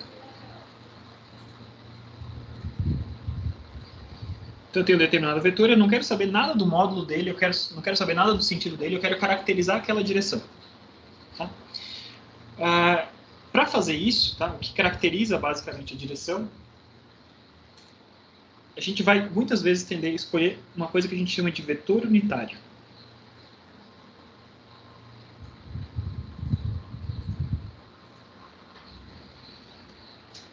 O vetor unitário, então, é um vetor que tem a mesma direção que a gente tem interesse, mas ele tem comprimento igual a 1. Tá? O módulo desse vetor unitário, que eu vou chamar de Uzinho, é 1. Então, imagina, eu tenho um vetor V, quero saber só coisas que caracterizem a direção desse vetor, só essa linha. Tá? O que a gente vai fazer? Vai ser muito útil para a gente descobrir qual que é o vetorzinho U na direção de V, e esse vetorzinho U na direção de V é um vetor unitário, ele tem um módulo igual a 1. Ele tem a mesma direção, mesmo sentido geralmente também, tá? E ele tem esse módulo igual a 1. Esse cara tem a mesma direção e módulo unitário. A gente não vai ver ainda agora, nesse momento, como é que a gente calcula um vetor unitário a partir de um vetor qualquer, mas sempre que a gente estiver interessado apenas na direção de alguma coisa, vai ser interessante a gente ter esse recurso, saber procurar qual que é o vetor unitário disso. Por que isso é interessante? Porque a informação do vetor unitário, como ele tem módulo igual a 1, ela não carrega nenhum fator de escala, entre aspas, né? Ele não vai aumentar o tamanho de nada, ele está simplesmente definido. É nessa direçãozinha aqui. Tá? Quando a gente insere vetores unitários nas contas com outros vetores, a gente não polui, entre aspas, as outras contas por conta do tamanho desse vetor. A gente está simplesmente levando a informação da direção, como esse módulo desse vetor é igual a 1. Tá bom? Muito bem. Tá, e finalmente só uma pequena nota também, né? Quando a gente está em 3 dimensões, eu tinha falado para vocês que 2 vetores definem um plano. Sim, né, 2 vetores definem um plano quando a gente está em R2. Tá? Quando a gente está em R3, esses 2 vetores, para definir um plano, eles têm que estar morando no mesmo plano. Então como é que a gente define? Né? Como definir? O que define um plano? O que? Acho que não tem esse. O que define um plano em R3? Então eu posso ter 2 retas paralelas, por exemplo. A gente vai falar bem mais sobre isso mais para frente, tá? Mas só para vocês já saberem. 2 retas paralelas, eu tenho 2 retas em R3, só existe um plano que passa por essas 2 retas paralelas. Tá? Lembrando que o que eu estou falando aqui eu estou em R3, tá? Então x, y e z. Ou, além disso, um determinado plano em R3, ele pode ser definido, então, por um ponto e um vetor que seja normal. É esse cara aqui. Então, esse vetorzinho normal é também uma forma da gente definir um plano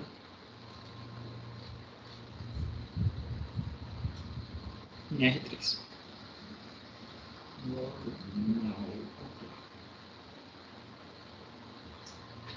Tá? Essas coisas vão ser úteis mais para frente. Tá? Talvez agora fique um pouco abstrato do que a gente está querendo representar com isso, mas é importante vocês já terem essas noções, né, de coisas que vocês precisam saber para caracterizar essas coisas em R2 e R3. Tá? Muito bem, então agora a gente vai chegar na parte mais interessante, mais importante. A gente vai entender qual que é a importância de Descartes para essa descrição de vetores. Tá? E com certeza a gente não vai conseguir falar sobre a definição de álgebra linear de vetores na aula de hoje. Então o que eu estou querendo saber? Eu tenho um vetor, a gente já entendeu o que é, e agora eu quero saber como que eu opero com esses vetores. Então eu estou falando de soma vetorial. Tenho 2 ou mais vetores e eu quero saber como que a gente vai somar esses vetores. Então, basicamente, existem duas classes de métodos, tá? A gente não vai explorar em grandes detalhes. O primeiro método que a gente vai ter é o chamado método geométrico.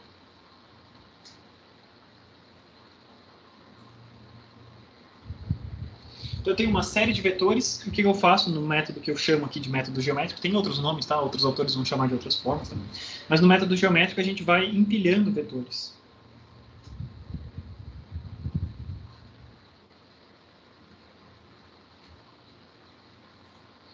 Então, eu tenho, por exemplo, esse vetorzinho, que eu quero somar com esse outro vetor, que eu quero somar com esse outro vetor, eu quero somar com esse outro vetor, e com mais esse outro vetor.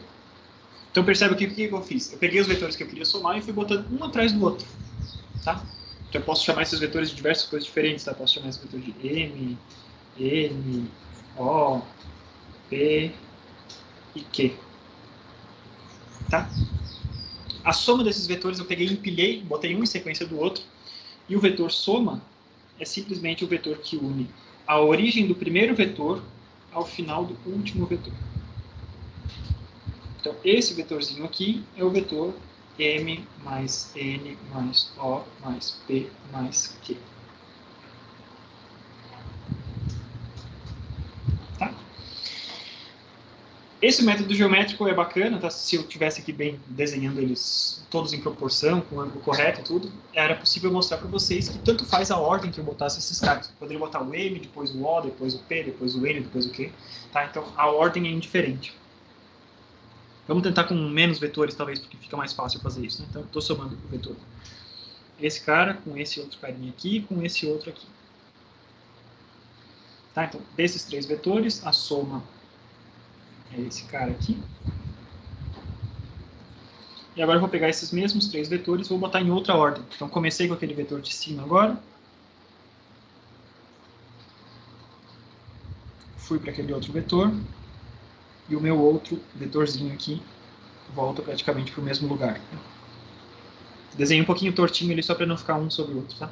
E o vetor soma desses caras vai ser exatamente o mesmo. Tá? Então, indifere a ordem que a gente escolher.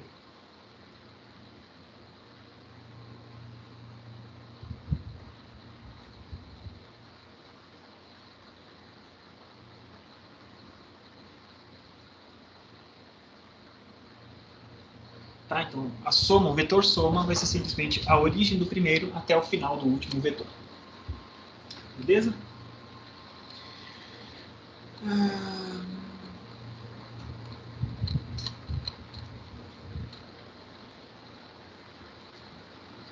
Muito bem. Então, soma vetorial através do método geométrico, a gente está fazendo dessa forma, tá? E a gente pode incorporar a questão dos sinais, né, dos vetores, tá? Então, o que é subtrair vetores nesse contexto?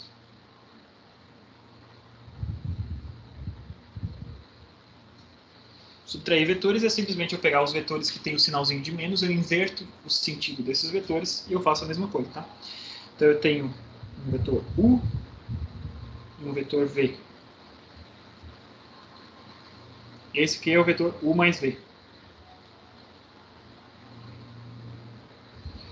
U menos V seria o quê? Eu pegar o mesmo vetor U e trocar o sinal de V.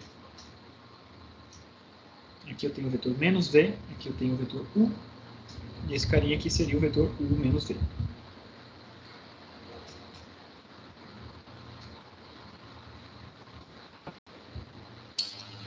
E além disso, a gente consegue também enxergar um conceito importante que é o produto por escalar.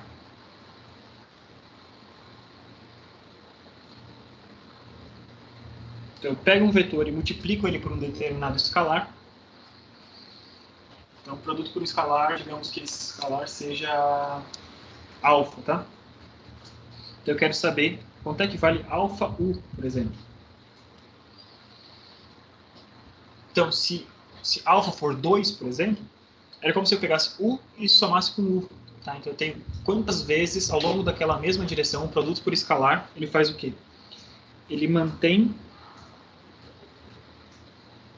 a direção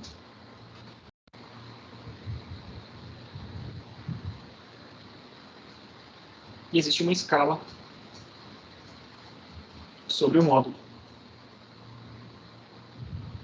Então, se eu multiplico 0,5 vezes um vetor, ele é um vetor que tem a mesma direção, mas tem metade do comprimento. Então, eu tenho U aqui, por exemplo. Oi. Você poderia explicar essa subtração de vetor aí? Não ficou claro para mim, por favor. Tá, só um pouquinho. Só deixa eu desenhar aqui do produto por escalar e eu já volto ali para a subtração, tá? Só um pouquinho, gente. Beleza, então, a gente tem U, por exemplo, digamos que alfa seja maior do que 1. Tá? Alfa é maior do que 1, então eu estou aumentando a escala desse cara. Então, U e esse outro cara aqui, eu vou desenhar um pouquinho do lado, tá? Esse cara outro aqui vai ser alfa U. Ele tem a mesma direção e ele tem uma escala um pouquinho maior, se alfa for maior do que 1.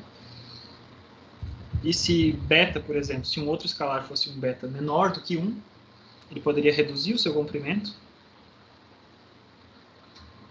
Beta de U. E além disso, se a gente tivesse um número que fosse menor do que 0, eu pegaria e mudaria a escala e o sentido desse cara. Tá? Então, observe que se um gama é menor do que 0, eu tenho o vetor U aqui. Gama U vai ter o sentido oposto, está apontando para o outro lado. Tá? Então vamos lá, voltar para a subtração de vetores. Então o vetor U, voltando lá, tá? Tem o vetor U aqui, vamos tentar desenhar dois vetores U iguaizinhos. Já está difícil, né? Mas vamos tentar aqui. Tá? Suponha que esses dois vetores U são iguais. Agora eu tenho um vetor V, para que lado que eu tinha apontado ele, para a diagonal do direito para baixo. Tem um vetorzinho V aqui. Esse é o meu vetor V. Seguindo a lógica que a gente tinha feito antes, o vetor menos V é um cara que tem a mesma direção, só tem o sentido oposto. Tá? Então, o menos V é um carinha que está assim, mesmo comprimento, tudo igualzinho, só que ele está apontando para o outro lado. Tá bom? Então, se a gente interpreta esse menos V simplesmente como sendo eu trocar o sentido daquele primeiro vetor, a partir daí, a subtração, entre aspas, de vetores, você está somando com um vetor que teve o sentido trocado antes. Então, se eu pegar U mais V, pega esse V, desculpa, pega esse Vzinho que está ali, desenha ele para o lado de cá, o V está aqui, eu tenho U mais V aqui. Agora, esse menos V, pelo método geométrico, eu tenho que botar esse menos V a partir do final daquele primeiro vetor. Tá? Então, se eu estou fazendo U menos V, eu estou fazendo U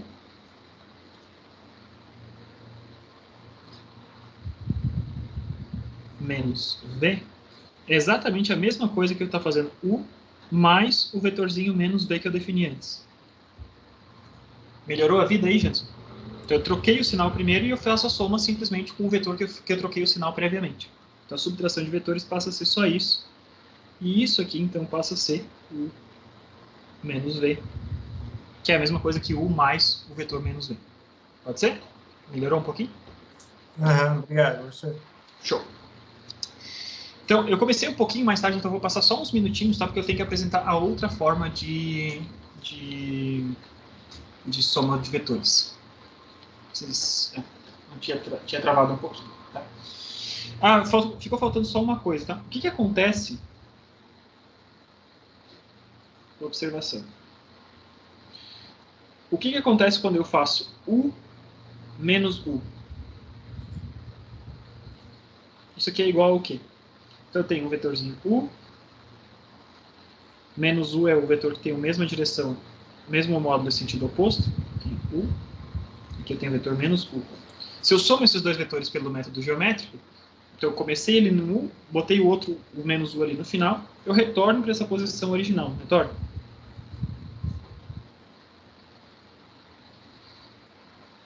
Então, U menos U é o cara que a gente vai chamar de zero vetorial, tá? Esse cara aqui é o vetor nulo. Eu estou operando duas unidades vetoriais. Eu estou pegando o vetor U e o vetor menos U. Então, o resultado é um zero, mas é um zero com caráter vetorial, tá bom? Então, o que seria um vetor nulo? É alguma coisa que tem, como a gente vai ver um pouquinho mais para frente, os vetores vão estar associados a coordenadas, tá? Então, esse vetor vai estar associado a coordenadas 0, 0 e 0. Não é simplesmente um número zero. É a quantidade de coordenadas que eu precisar daquele espaço que eu tiver, um 0, 0, 0, 0, 0. Esse cara aí vai ser o vetor nulo. Tá? E o vetor nulo tem outras propriedades. Tá? Então, se eu pegar um vetor qualquer, um vetor A, por exemplo, e somar com um vetor nulo, ele segue sendo esse vetor A. É o elemento neutro da soma de vetores. Tá? Muito bem. Então, esse método geométrico é bacana, né? Ele funciona bem e tal, você consegue fazer com qualquer vetor e tal. O que é a desvantagem, né, limitação desse método geométrico?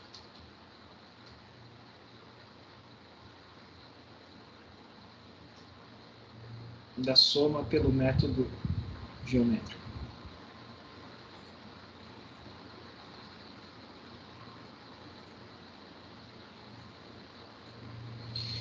A gente não tem praticamente informação nenhuma sobre o vetor resultante. A gente não consegue caracterizar matematicamente quase nada do vetor resultante. Tá, o vetor soma não está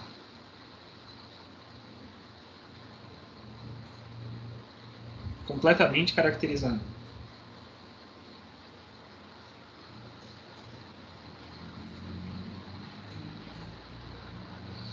Eu não sei exatamente, se eu não pegar uma regra e medir, eu não sei a priori quanto é que é o tamanho dele.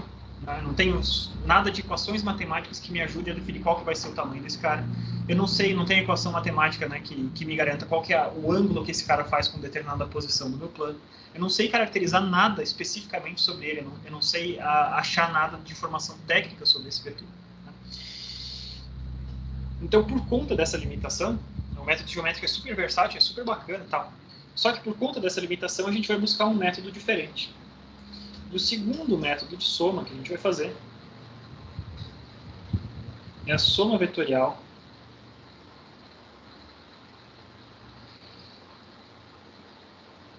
pelo método do paralelogramo.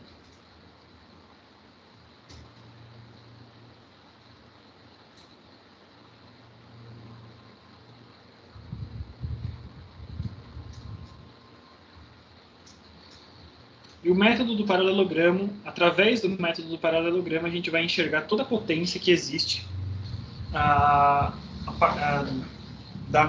descrição cartesiana do nosso espaço. Né, quando a gente insere as coordenadas cartesianas, o método do paralelogramo ganha muita potência. O que é a ideia da soma pelo método do paralelogramo? Então, imagine que eu tenha um vetorzinho F, outro vetorzinho G.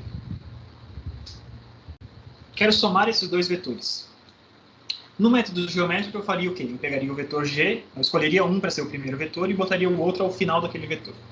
No método do paralelogramo, a gente vai botar o quê? As origens de todos os vetores que eu quero somar juntas. Então, a gente começa pela união das origens de todos os vetores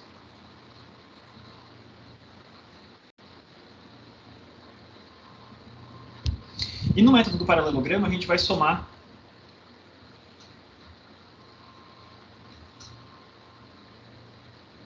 dois a dois os vetores. Tá? Então, F e G. Quero fazer a soma de F e G. Vamos lá, vamos pegar F aqui, G tá aqui.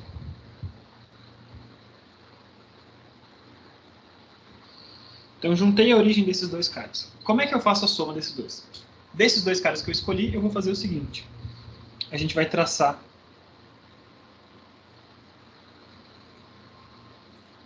retas paralelas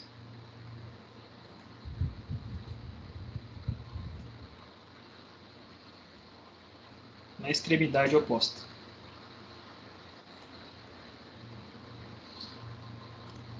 Extremidade oposta. Ou seja, a gente vai construir um paralelogramo. Então, eu tenho esse vetor F, eu vou traçar uma reta paralela a F, lá no finalzinho de G. Em seguida, no final do vetor F, eu vou traçar uma reta paralela à linha de ação do vetor G. Tracei esses caras e a gente construiu um paralelogramo. Por isso, o nome do método.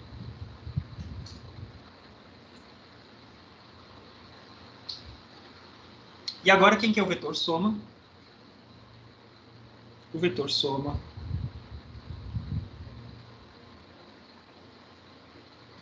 une a origem ao cruzamento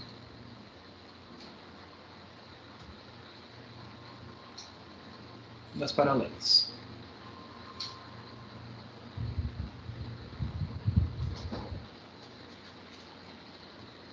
Então, esse carinha aqui é o meu vetor F mais G. Podem pegar e botar e vocês verão que é perfeitamente equivalente ao método geométrico com o método do paralelogramo, tá? Quando a gente utiliza o método do paralelogramo, parece que a gente não tem muitas vantagens. Porque a gente tem que somar só 2 vetores por 2 e no método geométrico eu conseguia somar 6, 7, 1000, 1 trilhão de vetores ao mesmo tempo. Somaria todos eles de uma vez só. Só que a minha soma fica mal caracterizada, tá? Então o que acontece quando a gente tem esse método do paralelogramo? Se a gente tem esse método do paralelogramo, a gente pode pensar em fazer somas desses caras associando, né, a potência do método do paralelogramo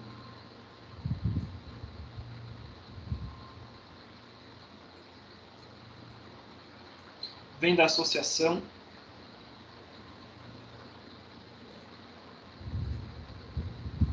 com o sistema cartesiano.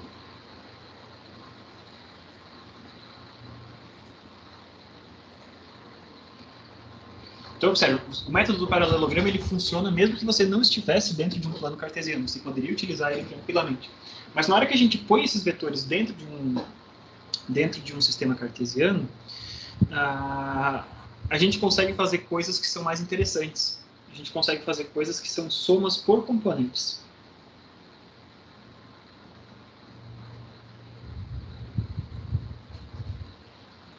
E essas somas por componentes, elas são baseadas no fato de que sempre que eu tenho vetores alinhados, se esses vetores estão todos sobre uma mesma linha, esses vetores alinhados eles são somados praticamente como se fossem escalares.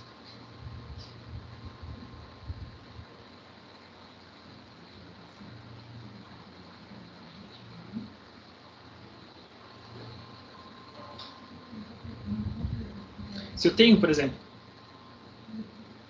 vários vetores que têm a mesma origem e eles estão todos alinhados assim, alguns para a esquerda, outros para a direita e tal, eu somar esses todos os vetores, tá? Tem V1, V2, V3 e V4, fazer V1 mais V2 mais V3 mais V4 é alguma coisa que vai manter a direção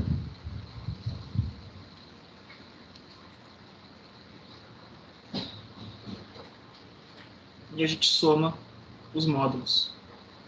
E como os módulos são comprimentos, né, são coisas que não são vetoriais, são coisas escalares. Né? Um módulo é um escalar, é um escalar que determina qual é o comprimento desse cara. Então, sempre que eu consigo chegar em vários vetores, posso ter um número enorme de vetores, mas que todos eles estão alinhados, isso acelera muito a minha soma, porque eu tenho todos esses caras, eu só opero esses módulos todos, e a partir dos módulos somados todos, eu já sei qual que é o vetor resultante, tá? Então, esse sistema do paralelogramo, na hora que a gente associar com o sistema cartesiano, a gente vai conseguir pegar cada um dos vetores e identificar como que a gente representa esses vetores com componentes de vetores cartesianos, com vetores cartesianos efetivamente. E esses vetores cartesianos, na hora que eu pegar um número arbitrário, infinitos vetores, né? Não infinitos não, milhões e milhões e milhões de vetores que eu quiser somar de uma vez só, Se para cada um desses vetores eu conseguir achar tranquilamente quais são essas coordenadas cartesianas de cada um desses vetores, a soma desses milhões e milhões de vetores são duas coisas, se eu estou falando em R2, né, se eu estou falando num plano, a soma desses milhões de vetores são duas coisas escalares. Eu vou fazer uma conta na direção de x, uma conta escalar na direção de x, uma conta escalar na direção de y, e a resultante desses caras vai ser igual, a soma de milhões e milhões de vetores vai ser igual à soma das suas componentes individuais. Tá? Eu vou mostrar como isso acontece só na aula que vem, porque a gente já está adiantado na aula.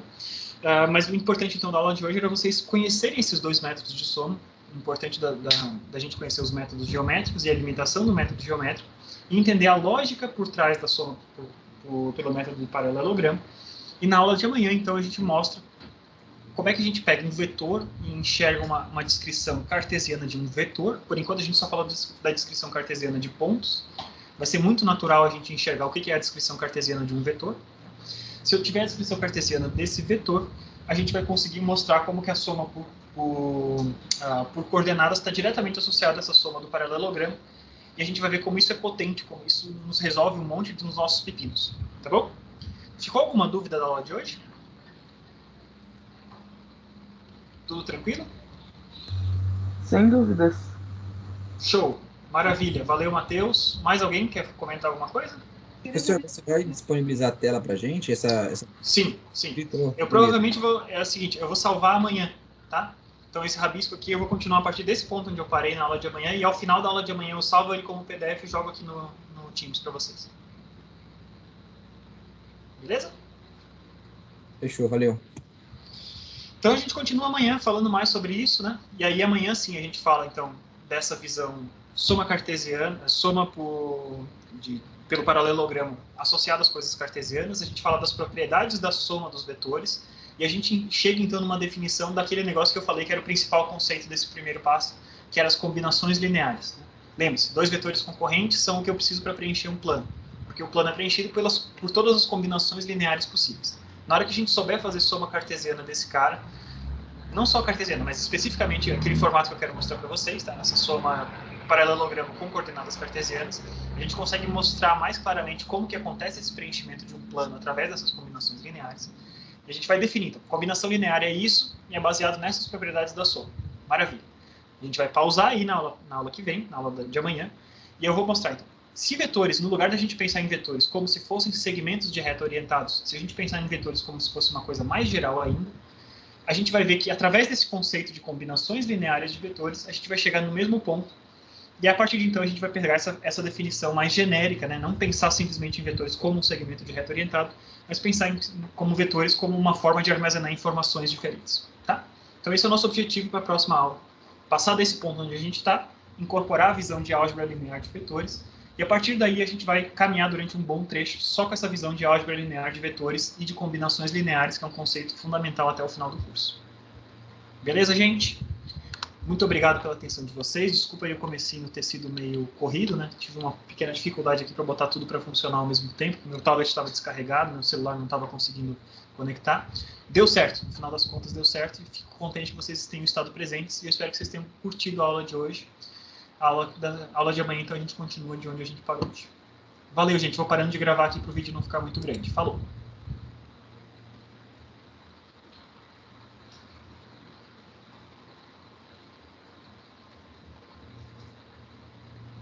Ô, professor, até mais. Até amanhã. Falou! Até mais, professor. Tchau, tchau. Boa tarde, boa noite. Tchau, professor. Boa Até tarde. amanhã. Até amanhã.